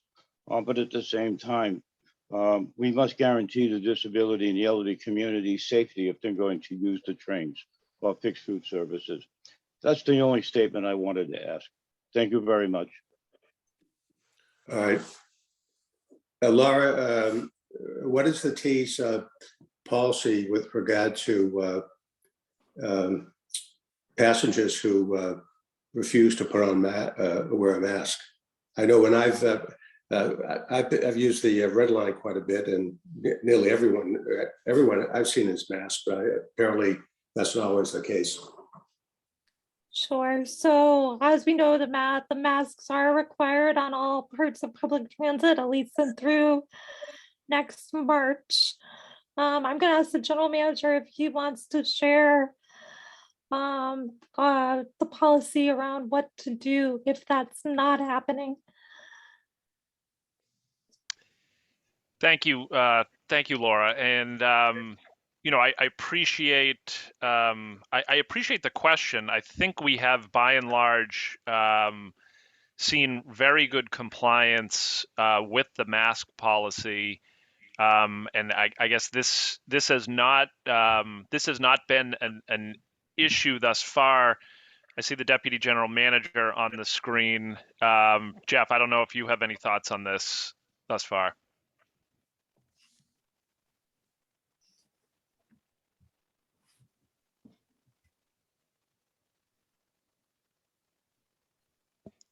Thank you. Sorry, I had to wait to be unmuted through the queue. No, just Mr. General Manager and Laura and really the rest of the team, just to give a bit of an update to just build off of what the General Manager has said. Mask compliance right now has not been as large of an issue as even Judge King, you just said as part of your own experience, compared to what it was certainly when we first implemented that policy. What we do is essentially, again, what Judge King was just saying. We do and do not want our operators, our frontline employees engaging with customers. We ask them to please ask someone to put their mask on or put a face covering on. But again, not to engage in any form of an aggressive behavior with those individuals. They are then to call into our dispatch, where our dispatch then will either send over an official or a supervisor that's on the street and or the transit police to be able to deal with that particular situation. Now, obviously, it's a bit of a case-by-case type of situation, depending on what else is going on in the system at that time. Certainly, I can say that early in the pandemic, when the authority issued that policy, this was an issue that we were working through, both with even enforcement and in some cases, even some of our employees being a little bit too aggressive with their enforcement as well. But again, as to Judge King, to what you're saying, in practice right now, this is not as large of an issue. And for the most part, the majority of all of our customers that are really using the system are abiding by our face mask policy. All right, thank you. Can we have the next question? Tom?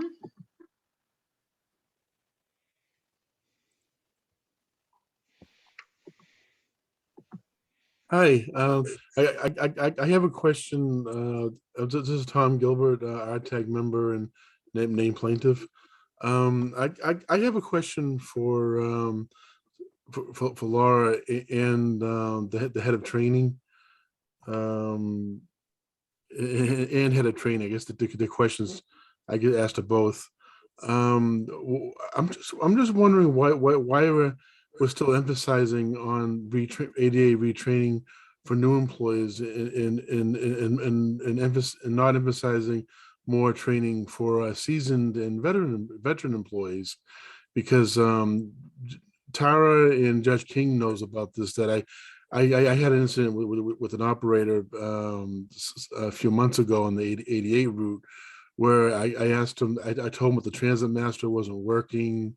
I told him I was getting off of Poplar Street on the 88, and the driver was like so indifferent, like saying, "Oh, I can't hear you. I don't know where Poplar Street is, whatever." Like he seemed like so dismissive of my concerns and everything, to find out that he was a seasoned employee and was never retrained in the same program that the new employees are trained in. And it's really frustrating why we're not talking more about retraining older employees. In a sense, retraining them all. I mean, I know you can't retrain all at one time, and I know it takes time and stuff, but shouldn't we be emphasizing a program where we're retraining the new employees as well as the old employees, the 3-digit, the 4-digit, the 5-digit, and the 6-digit badge bus drivers as well? And that's my question. Thanks.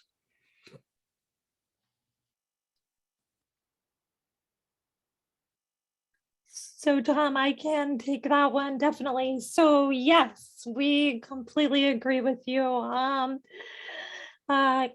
She mentioned in her presentation a couple different things that we've been working on. First, just over the last year, our focus has been completely refreshing the full day, really deep dive training new operators get, whether both on bus and on subway, to make sure that we are in that initial training really conveying like the best in class information we can. We've obviously learned a lot from our early days here at the T with respect to accessibility and operations, and we wanted to just get that foundational training right.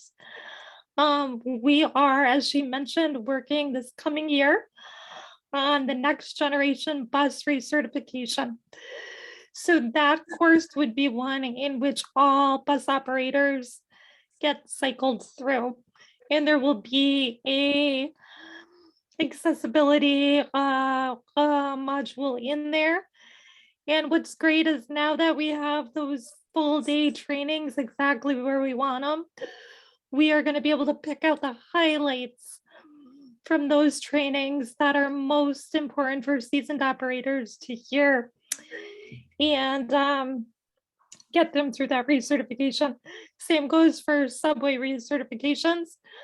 Those happen every 2 years. So we're going to be working on upgrading that module. The other thing I just want to quickly mention is that it's not just new hires who are going through these 8-hour brand new trainings. It's also anyone who's been identified as needing additional training. So often when we receive complaints and conduct investigations about accessibility issues, one of the recommendations that come out of those investigations will be that the operator really needs some additional training, and then those folks are getting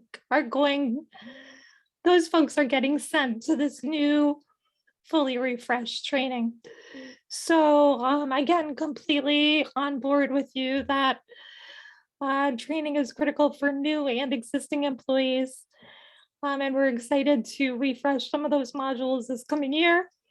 And we're going to be looking to RTAG and plaintiffs and others to help make sure we get that training right. Rob Caruso.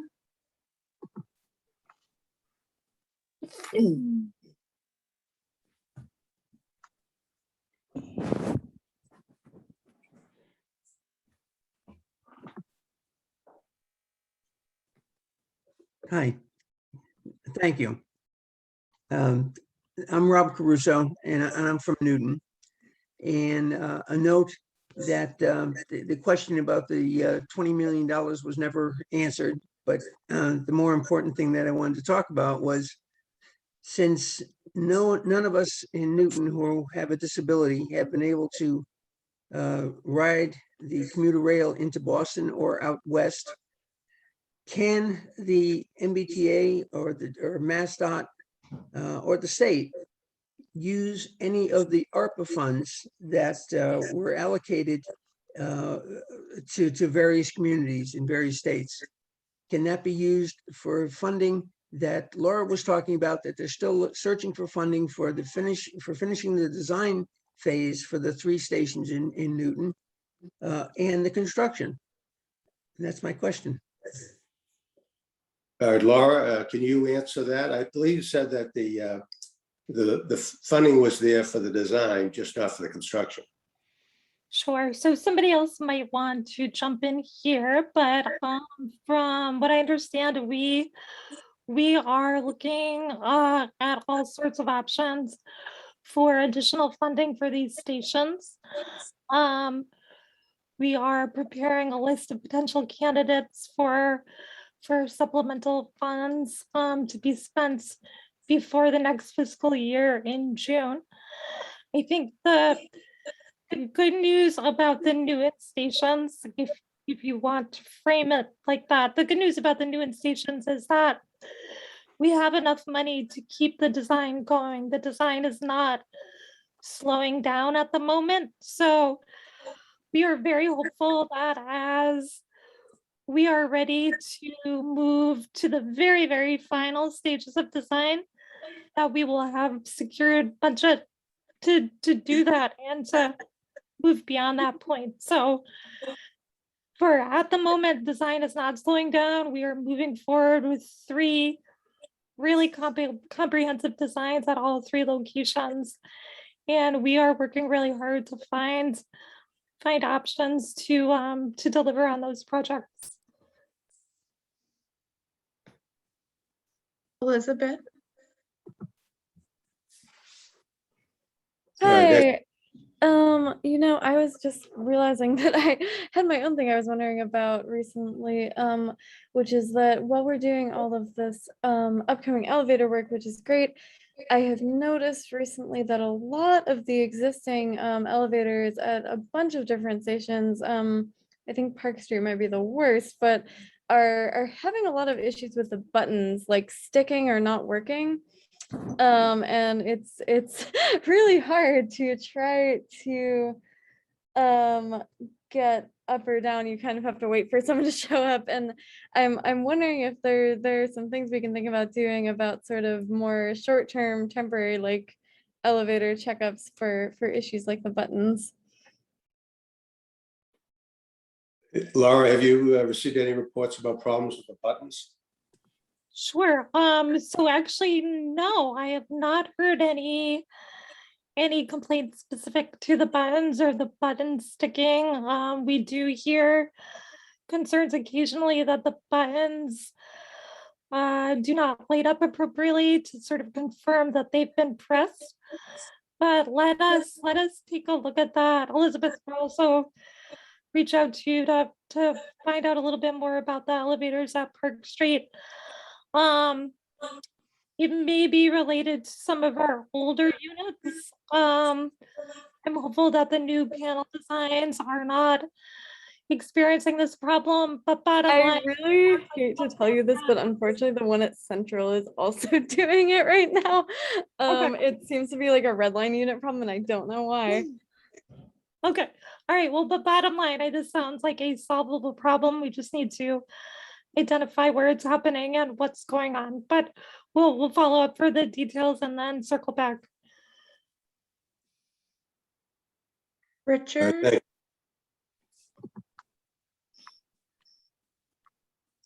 Yes, thank you for taking my second question.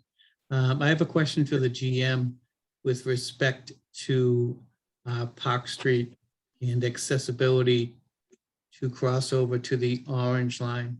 I had an issue there this past summer where there's a sign that says the SE Orange Line is accessible from Park Street.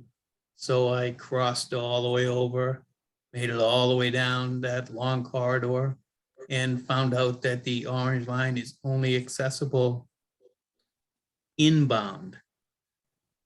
And I'm wondering if the signage has been corrected to say that it's only accessible inbound, so one doesn't have to take that long trek and then go all the way back or go all the way into Forest Hills and go back around. Thank you. Richard, thank you for the question, and thank you for originally bringing it to my attention. I recall your correspondence. It is my belief, and Laura, you can help me out here. It's my belief that we have indeed corrected that signage. So almost. I'm afraid we have it designed. It has not quite yet been installed. But yeah, Richard, we have a solution that we need a little bit more time to implement, but we agreed it was really, really great feedback to get that message to riders before they're down at the end of the walkway.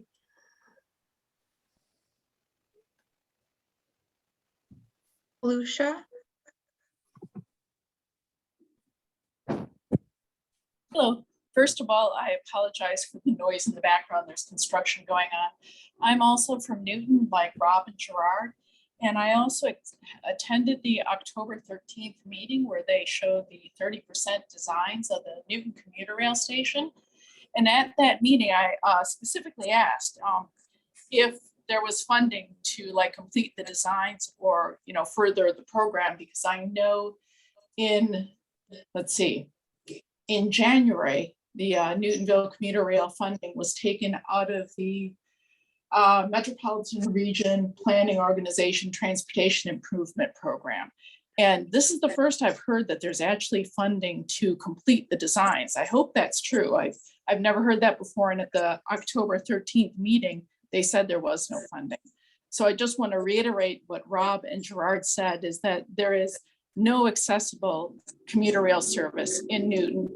And it's been, 20 plus years that we've been waiting. Thank you very much.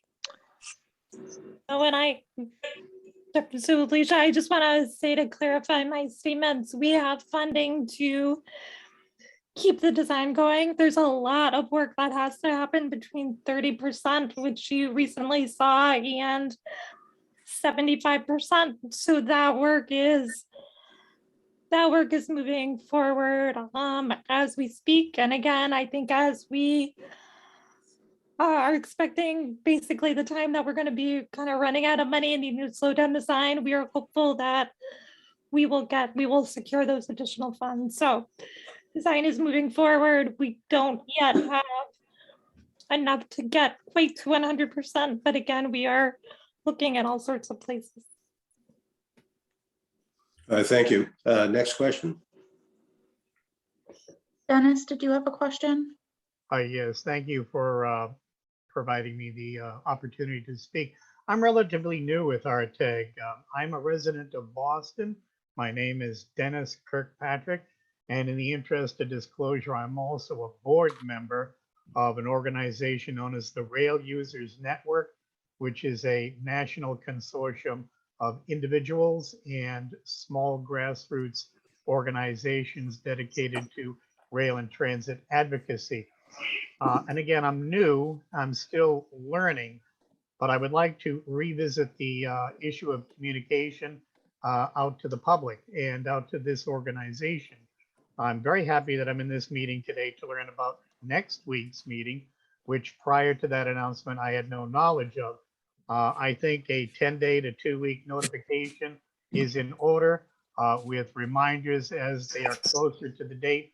And certainly there are plenty of automatic systems in place that can take the human being out of it, and it can happen automatically. Second to that, I have yet to discover from all of my internet searches of the MBTA's website, as well as direct questions to the current facilitator and the past facilitator about how this group interacts independently from the MBTA on its own. I see no mechanism for that. So if this is an independent organization, how do we communicate with each other? I don't even know the names of who the so-called co-chairs are and how to connect with them. That's not listed anywhere. So I find that as a person who belongs to various nonprofits, I find that of specific concern. And finally, after reviewing the bylaws of this group, it outlines who these contact people are, co-chairs and various other people, but I do not see anywhere in the bylaws the mechanism by which these people are appointed or elected from amongst the organization itself. And to be a little bit on the facetious side, if in fact the MBTA is appointing these people, the wolf is in charge of the hen house. And so I would like to see this clarified. I'd like to see this information posted somewhere and individually distributed. Thank you very much. All right, Elizabeth Foster, can you answer that question? I can actually, sorry, this is Erie Solomon. I can take it as the facilitator. Okay. Okay. Yeah, So, please do. yeah. So as noted in Elizabeth's remarks, we recently went through a facilitator transition, and that's led to some road bumps in communication, including access to accounts that we used and things of that sort. But we do hear you, we acknowledge it, and we take it seriously, and we'll be improving that moving forward as we get everything up to speed. In regards to contacting me directly, I will defer to the MBTA and what information can be posted on their website. I can certainly put my contact information in the Zoom chat. And I can also say that we are working on building up our website and social media portfolio. Again, some of this had to do with the transition and working through what was sort of available or not available in that process. But we do want to make sure you are able to participate, that you have the notice that you need to. And if you do have any questions or want to set up a time to speak, please do feel free to reach out to me. I will put my email and my phone number in the chat right now as well. Thank you. Yeah, and oh, Was there another question? oh, let me just add quickly as the chair that we have also been having a bit of a co-chair transition, and I will apologize because I am in grad school at the moment and this has been a rough semester, so I apologize for the contact difficulties, but we're very excited to have Erie on board, and we should be making big improvements with all of that going forward. All right, thank you. All right, can I have the next question? I do not see any more hands raised. I believe we're at the end of questions. Okay. Do we have anyone in the chat? Catherine, can you see if there are any questions people haven't been able to ask for raising their hand? Michaela, are you managing the chat? Can you let us know? I have not been.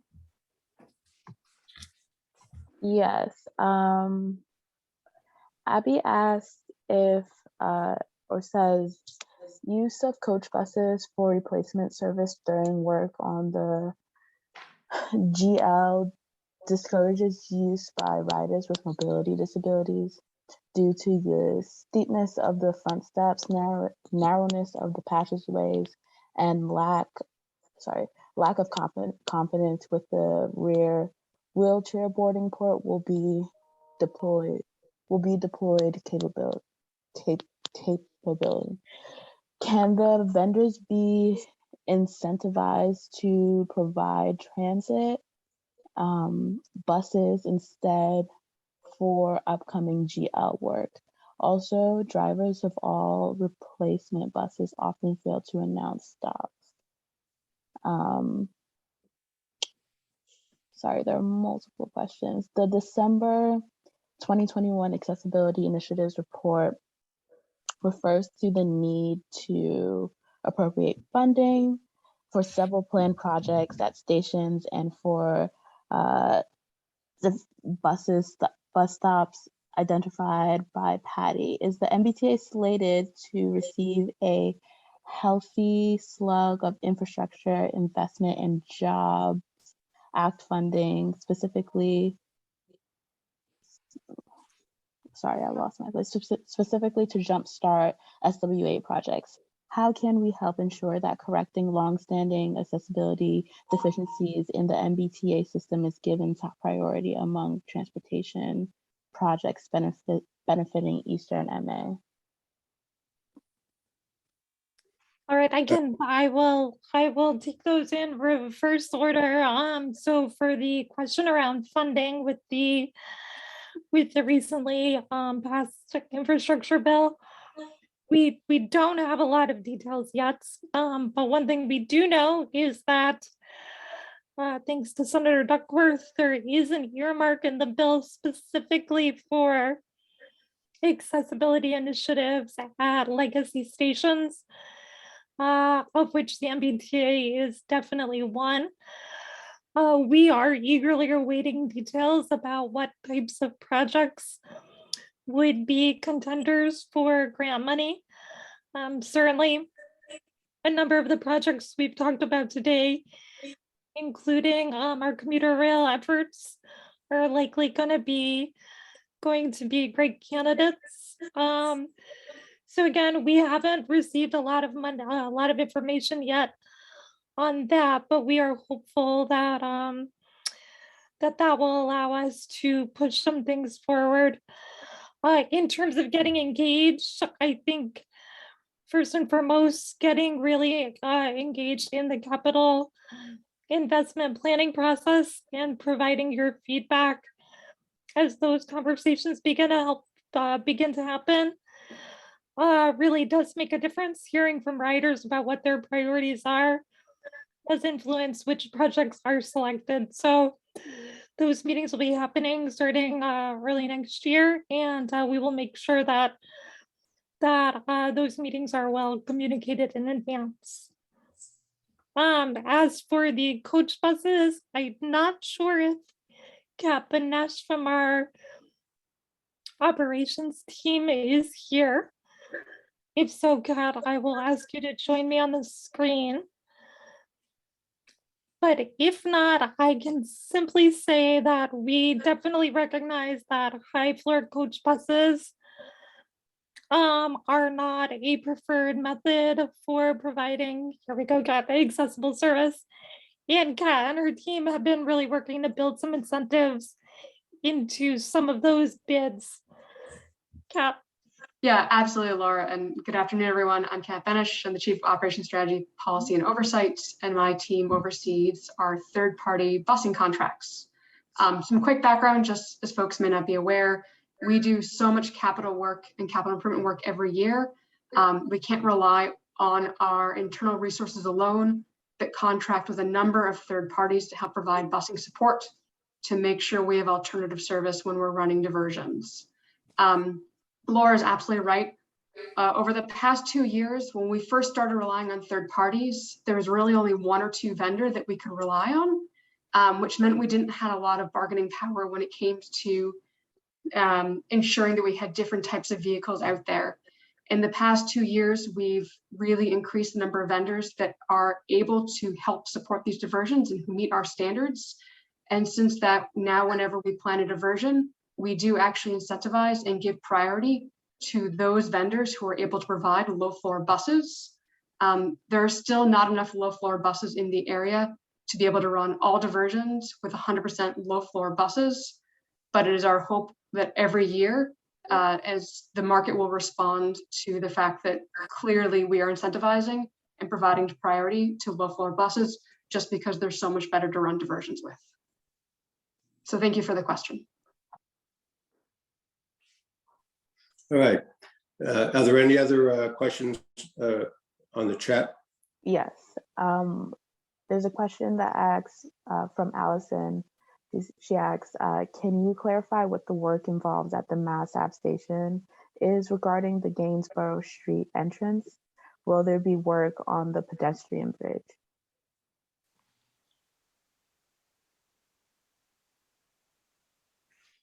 All right.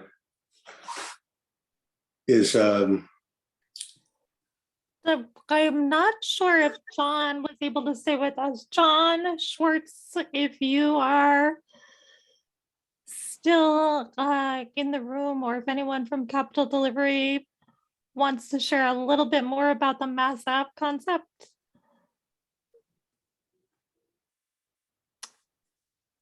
I think John Schwartz had to leave because we are 10 minutes over. Okay, all right, so what we can do, we can send out some additional details on Mass Ave. Broadly speaking, we're still evaluating concepts on all of those stations, so nothing is set in stone yet. All right, well, it's just past, it's 10 past 3, so I'm going to end the meeting now. I would like to let folks know the next meeting will be on June 15th, 2022 at 1 o'clock. It will also be done by Zoom. Thank you very much and have a happy holiday season.